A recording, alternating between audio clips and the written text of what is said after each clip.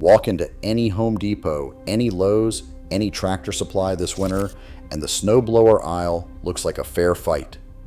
Cub Cadet, Troy-Bilt, Yard Machines, Bolens, Columbia, Remington.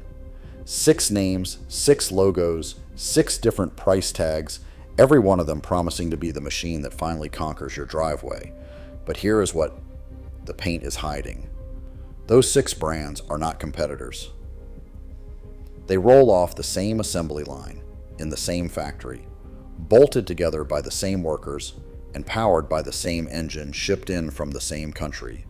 One company builds all of them, and by the end of this video, you are going to know exactly which snowblowers are worth your money and which ones are nothing but a different color of the exact same machine.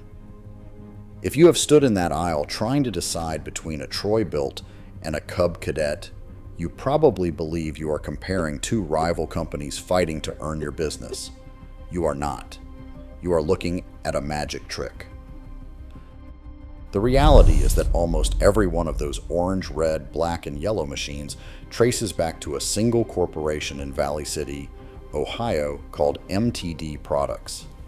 MTD started back in 1932 as the Modern Tool and Die Company, founded by 3 German immigrants who pooled together $4,500 during the Great Depression. For decades, it was a quiet, family-run outfit stamping metal parts.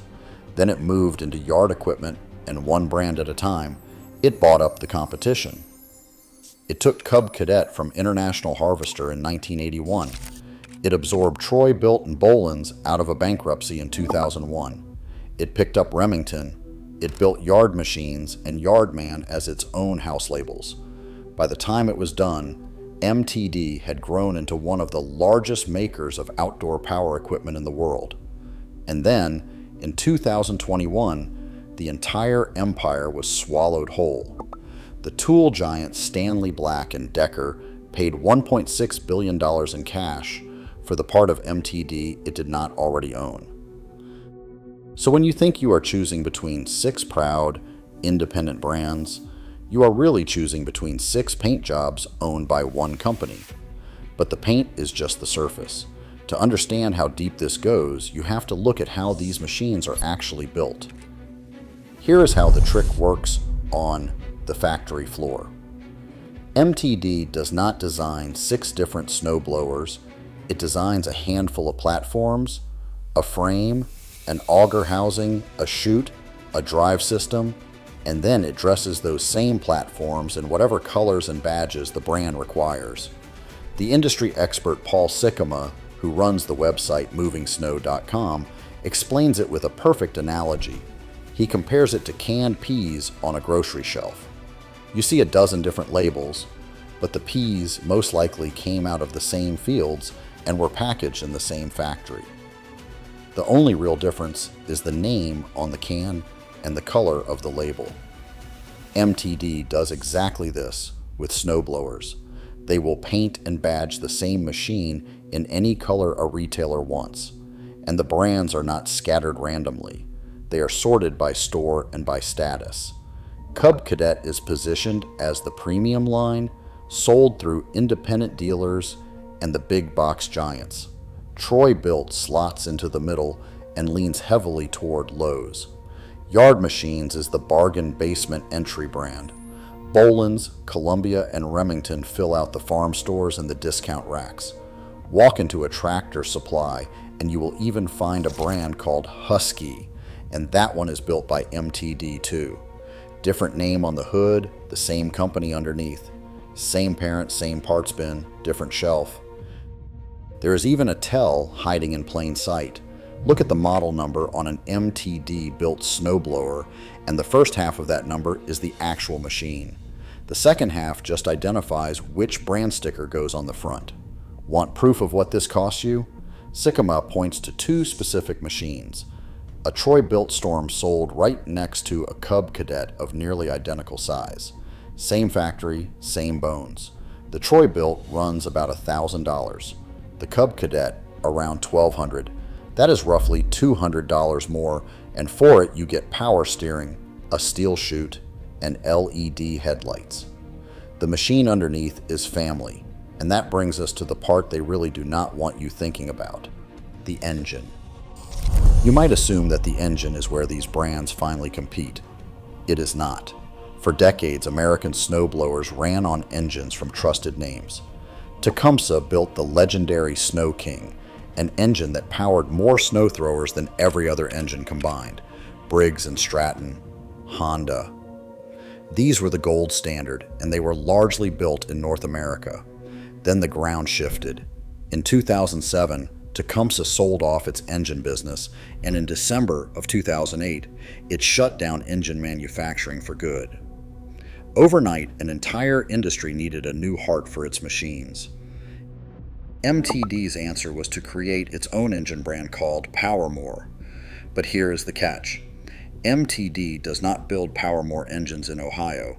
According to federal import records and the engine maker's own corporate disclosures, PowerMore engines are manufactured in China by a company called Zhongshan, one of the largest engine producers on the planet.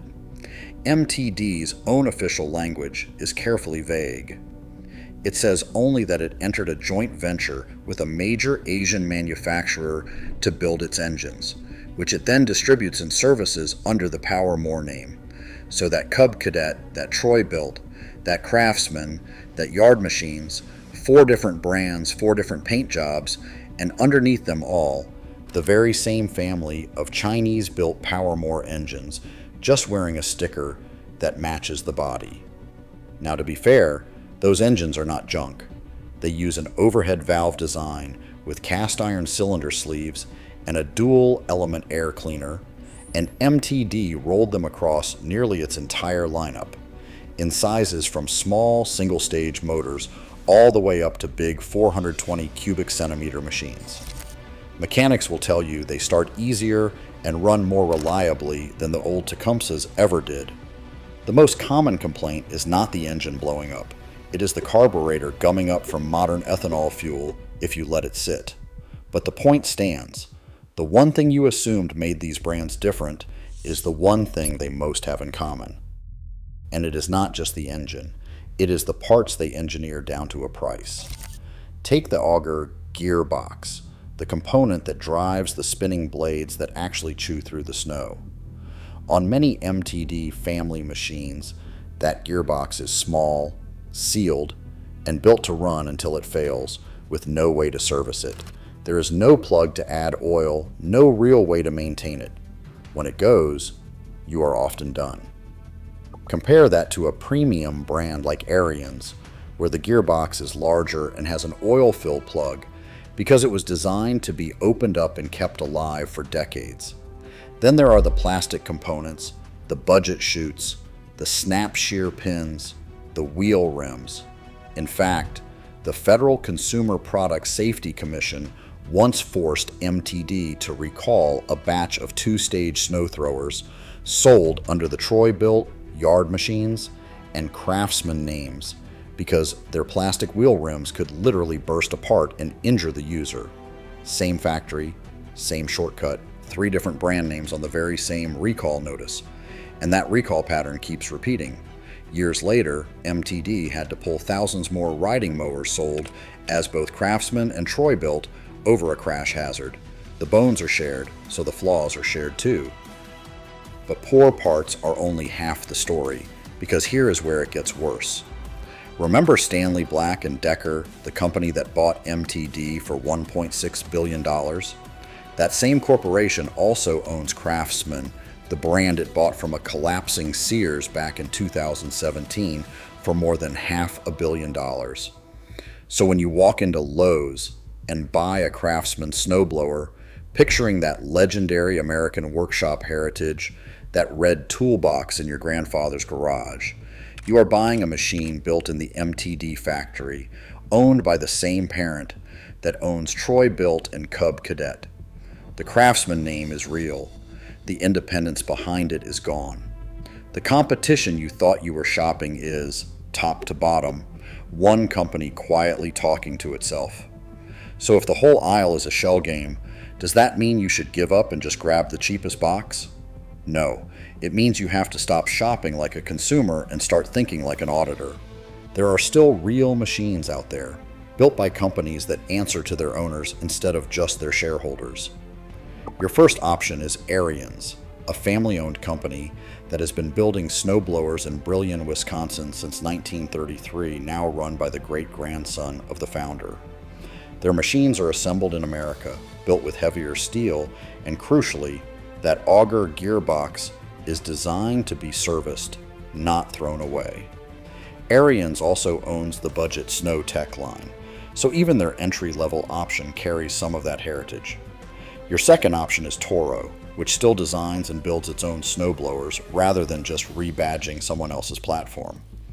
Your third option, if you can still find one, is Honda, which for years held a unique distinction. It built both the snowblower and the engine itself at a plant in Swepsonville, North Carolina. Now, be warned, Honda has been pulling back hard from residential power equipment in North America. It wound down its American lawnmower production around 2023, and new gas snowblowers are getting scarce, so you may have to hunt the used market.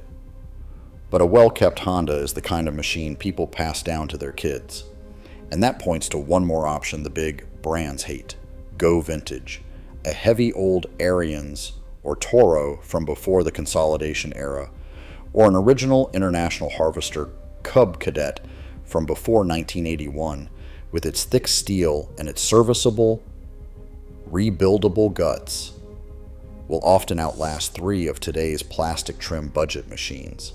It is not unusual to find people still running an old Ariens or Toro that is 40 or even 50 years old, because back then the steel was thick and the gears were built to be rebuilt instead of replaced. Whatever you choose, follow the auditor's checklist. Look for steel instead of plastic. Look for a gearbox you can actually add oil to. Look at the auger and impeller. The heavier the steel and the tighter the design, the harder it throws snow and the longer it lasts. Match the size of the machine to how much snow you really get. And buy from a brand with a real dealer who will service it and stock the parts, not just a big box store that will shrug when it breaks. And here is the detail that should tell you everything. After spending $1.6 billion to consolidate this entire category, Stanley Black Decker has now decided to walk away from it. The company has announced it is discontinuing its gas-powered snow equipment along with its gas walk behind mowers and wheeled chore products, closing the former MTD plant in Verona, Mississippi by 2026 and cutting nearly 600 jobs. The very corporation that bought up the competition is now abandoning the gas snowblower altogether. The age of dozens of independent American snowblower makers is over, and the brands are banking on you not noticing.